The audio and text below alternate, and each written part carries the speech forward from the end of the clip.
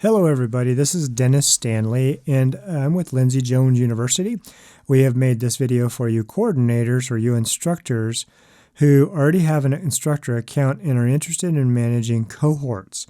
So we want to show you what you can do. First of all, when you get LindseyJones University, if you're new to it, and your students are in, you're not going to have any cohorts set up. In other words, it's looking at it as if there's only one cohort.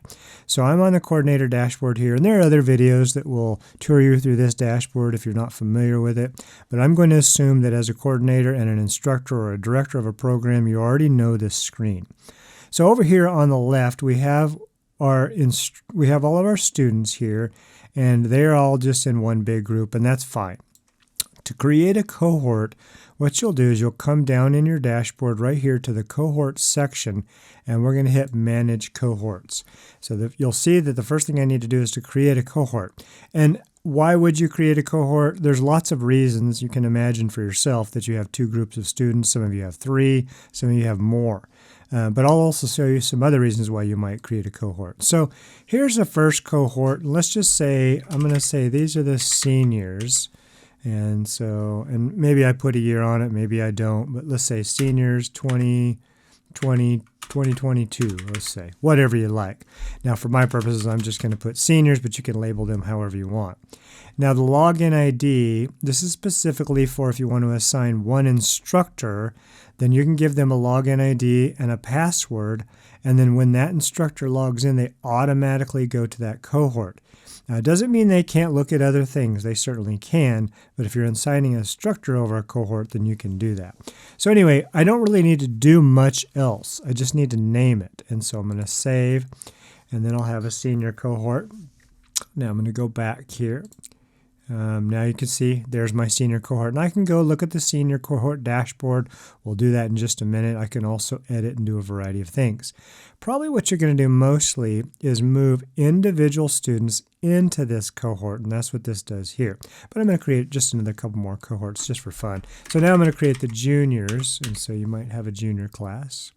So we'll do that. And now I have juniors. Oh, now I'm going to create a cohort that you might find interesting called graduates. Why would I do that? That's for those people who have graduated, but they're kind of lagging. They still haven't taken the test. The advantage of cohorts, and here's the key, is that for the seniors, I may open up certain exams and certain practice elements or certain multimedia elements for learning. But for the juniors, I may not open up as much. But if I have a graduate who's already left the school and they don't want to come back to study, but you want to still support their studies so they can pass the exam, you wouldn't want them to have any limitations. So you might have all exams on, all clinical simulations on full, and on teaching mode. But on the seniors, you might have less. And so that's the advantage here. Not only can I move specific students into these cohorts, then I can also give varying controls to each cohort. The other thing is that with each of these cohorts, I can also look at different aggregate data. And so if I were to look at how the juniors are doing in clinical simulations, I may not want to muddy the water with the seniors. Juniors might not do as well in Clin Sims, so their average grade, or the TMC exams, their average grade is going to be less, but I may want to look at just my seniors and look at those reports so I can see that they're doing much better. But I can also go into my graduates, and of course you can look at individuals as well. So that's a good example of 3 cohorts that you might be interested in making, and you might want to make more than that. But that's how you manage cohorts. Now I'm going to come back here. Actually, from here, let me go ahead and fill in my cohorts. So I come here, and what we see is that this is the senior cohort, and these are all of the students. This is important. These are all of the students, and I have nobody in my cohort. And so let's say I want to move in Mike Gifford because he's a senior. I want to move in John Adams, and I want to move in Tiago Gonzalez, and I want to move in James Thomas and Laura Girick. And let's just say those are my seniors. I can move them right back out, but there we've done that. Now, if I go to add to the juniors, it knows that I don't have the ones I just moved over. They're in the senior group, so they're not going to show you that. They're just going to show you all of the unassigned ones. That's, of course, as long as I have unassigned pick. I can look at all of them. If I do, I'll see some of the same ones I just moved into the seniors. They'll come here, and if I move them in the juniors, they're going to move from the seniors to the juniors, so be careful.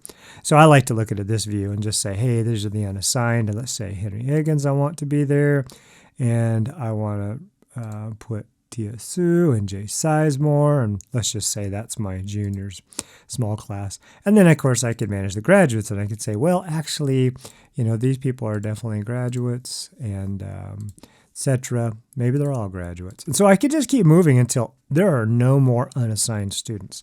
Now when I go back to all cohorts, I have the groups already made. Now let me go back to the dashboard and see how you manage this. Now that you have created cohorts, right up here you're going to have a new bar, and it's going to allow you to look at the cohorts separately. Right now it's just going to show you everybody, and so you know that because it's all cohorts here. But if I were to flip to seniors, it doesn't look like much has changed, except the top bar is now just showing, hey, you're only on seniors. So that's how you can tell where you're at. Now I can go right back to all students, and it looks kind of normal there. Or I can go look at the juniors, and there I am. Now, this is covered in another video in terms of access control, but still we want you to be able to see that here I have the juniors. I can go into access control for TMC exams, and for the juniors only, I can turn on specific exams, or maybe it's just one of them.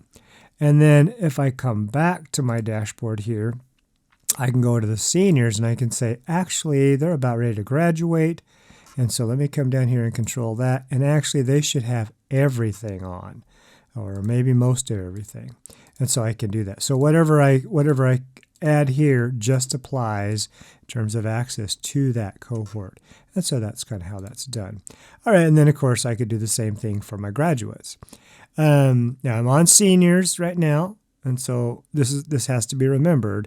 Anything I do here is going to apply to the seniors themselves. But also keep in mind that any kind of reports or performance grades, this is also going to apply only to the seniors. I can go back to all students, and some of these numbers will change, of course. But that's how you manage cohorts on the new LindseyJones University.